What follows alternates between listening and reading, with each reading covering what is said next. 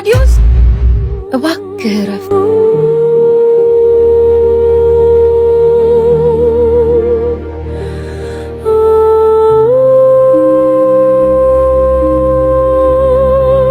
ለምን ጠራኸኝ? ላጠፋው ጥፋት ይቅርታ ልጠይቅ ነው።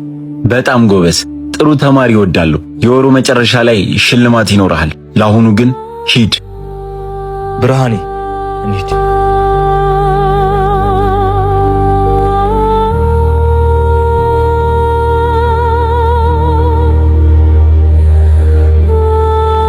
የዚህ ልጅ ነገር ምንም አልጣመኝም።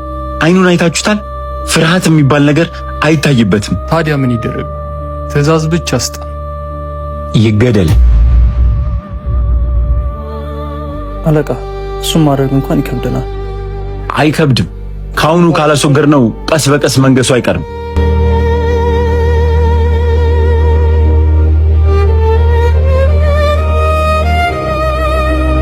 ቆይ ለምን አስቆምሽኝ? ስለምወድ። እኔን እንደፈለገ ቢያደርገኝ እኮ ችግር የለውም፣ ግን እሱ በማይመጣ መጣ። ተው፣ ግድ የለም፣ ለትንሽ ጊዜ ነው። የኛም ማምላክ ጥሎ አይጥለን። እውነቷን ነው፣ ፈጣሪ አለ። ሁላችሁም እንዲህ እየፈራችሁት እንዴት የልብ ልብ አይሰማም? ቢገባ ራስን ማስናቅ ማስከበር የምችለው ራስ ነው። መች እሱ ጠፋን ለመኖር ሲባል እንጂ። ለአሁኑ ዝም እለዋለሁ። ከዚህ በኋላ ግን በአንቺ ከመጣ ማርያምን አልምረው። እሺ፣ እንግዳውን ውጭ አስቁመን እኮ አሰቃየ ነው። በሉ እንግባ።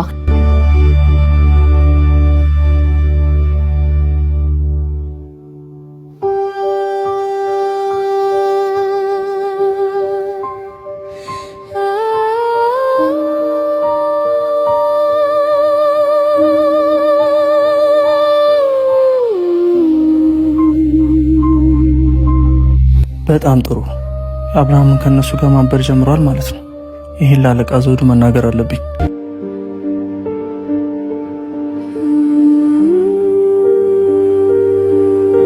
የዚህ ልጅ ነገር መፍትሄ ካላገኘሁለት እንቅልፍ የሚባል ነገር አይወስደኝም።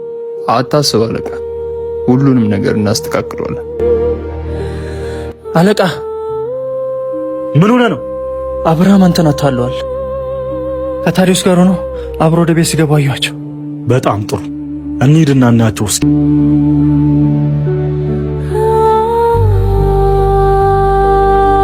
እኔ የምልህ አብርሃም፣ 10 ዓመት ሙሉ እዚህ ወርቅ ማዕድን ላይ ሰርተሃል፣ ግን እንዴት ህይወትህን መለወጥ ከበደ? በየትኛው መንገድ? በመስረቅ ነው። እንዴት የምትለወጥበትን ወርቅ መስረቅ ይከብዳል? ዘውዱን ቀላል ሰው አካቴ ሁሉም ቦታ አይናሉ። እሱም ማታለል ማይቻል።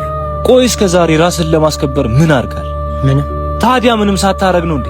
አስተውል፣ ልጅ አለ። የባርነት ነገር ይብቃ። ዘውዱን አንድ ላይ ሆነን እናስወግደው። አረቶ አስጨነቀው እኮ። አብርሃም፣ አስብበት በደንብ። በዚሁ ከቀጠልክ 10 ዓመታትን ትጨምራለህ። እድሜ ልኬን በፍርሃት ነው የኖርኩት። የኔ ደካማ ጎን ደግሞ ልጄ ነው። በሉ ቁርስ እየደረሰ ነው።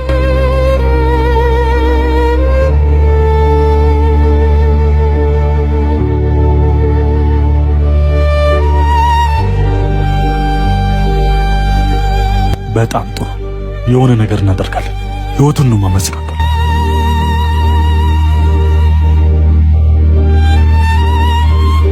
አትፍራ፣ ሁሌም ከጎን ነኝ። እሺ፣ አውቃለሁ። በቃ ልሂድ። ቤት ሄጄ ትንሽ ልረፍ። እንዴ ቁርስ ሲደርስ ነው እንዴ የምትሄደው? ግድ የለም፣ ቤት ያረን ነገ እመጣለሁ። ደስ ይለኛል። በቃ ከምትለፋ እቃም እዚህ ይቀመጥ። እሺ፣ ነገ ጧት እመጣለሁ። መልካም።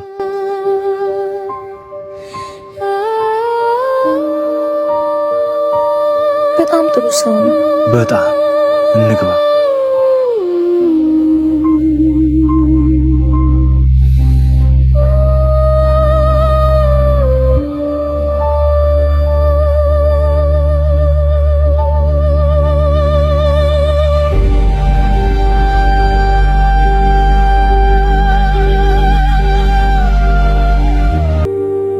በገዛ እጅህ ሞትህን አፋጠንክ። ከዚህ በኋላ አልፈራህም። 10 ዓመት ከኔ ይወስዳል። ከዚህ በኋላ ግን 1 ደቂቃም አልፈቅድልህም።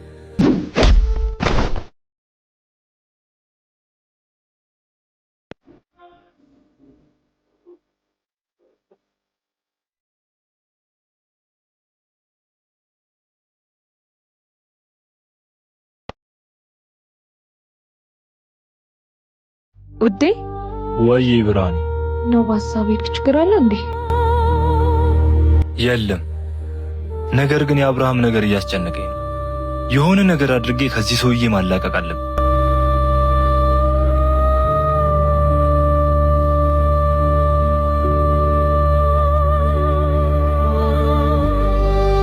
ይገባኛል እኮ ግን እኔም ላንተ አብዝቼ እጨነቃለሁ። የኔ ብርሃን አውቃለሁ። ትንሽ ብቻ ታገሽ። ለአብርሃም ነፃነቱን ለአንቺ ደግሞ የምትጓጊለት ልጅ ይሰጥሻል።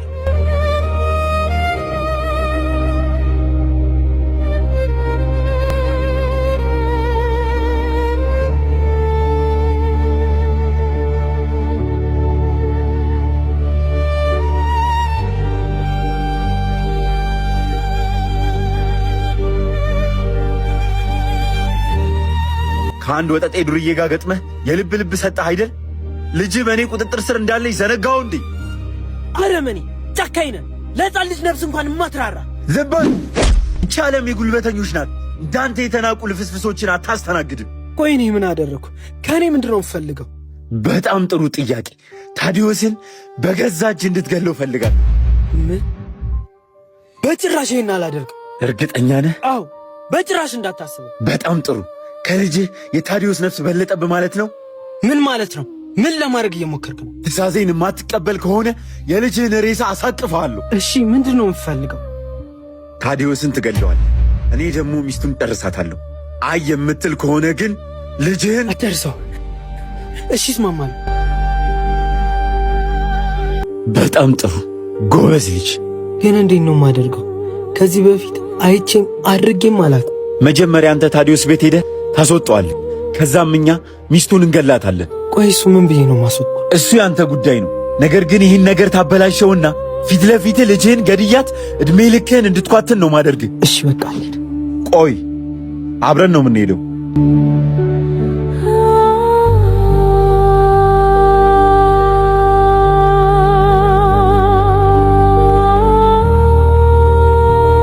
ውዴ የልጃችንን ስም ግን ማን ነው የምትላት? የመጀመሪያ ልጅ ሴት ነው እንዴ የምትፈልጊው? እንዴ? አዎ ሳሪስ። ታዲያ ማን ሊጦሪ? እስክታረጅማ ባናቱ ነው የምንወልደው። ግን የመጀመሪያ ልጅ ወንድ ነው መሆን ያለበት፣ ቤቱን እንዲያስከብር። እኔ ሴት ነው የምፈልገው። አሁን ስሟን ንገረኝ። እሺ ደስ ይበልሽ። ማራኪ ነው የምንላት። ማራኪ? እንዴት ይህን ስም ሰጠሃት? አንቺ ደግሞ ውብ ነሽ። ስለዚህ ከዚህ ወደ የምትወጣው ልጅ ማራኪ ነው የምትሆን። እኔ ንጉስ እና እንግባ።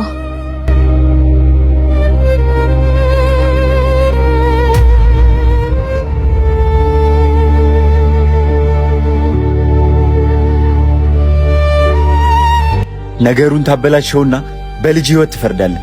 በል ሂድ።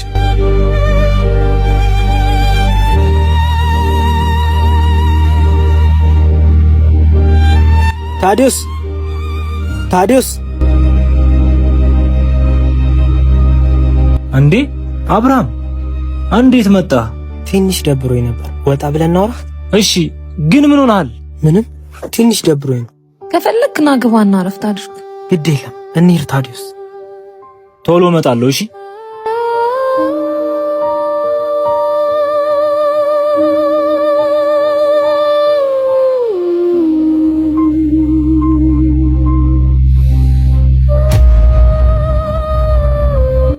ነግሬሽ ነበር እኮ ባልሽን ቀልብ ያልወደደውም ብዬ። ይሄ የሱ ጦስ ላንቺ ተረፈ።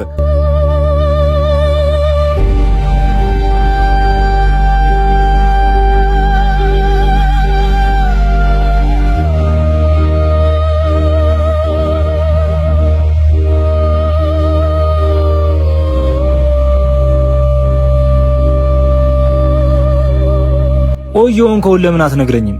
ንገረኝ እንጂ አብርሃም ንገረኝ እንጂ። ሚስት ችግር ውስጥ ናት። ቶሎ ድረስ። ምን?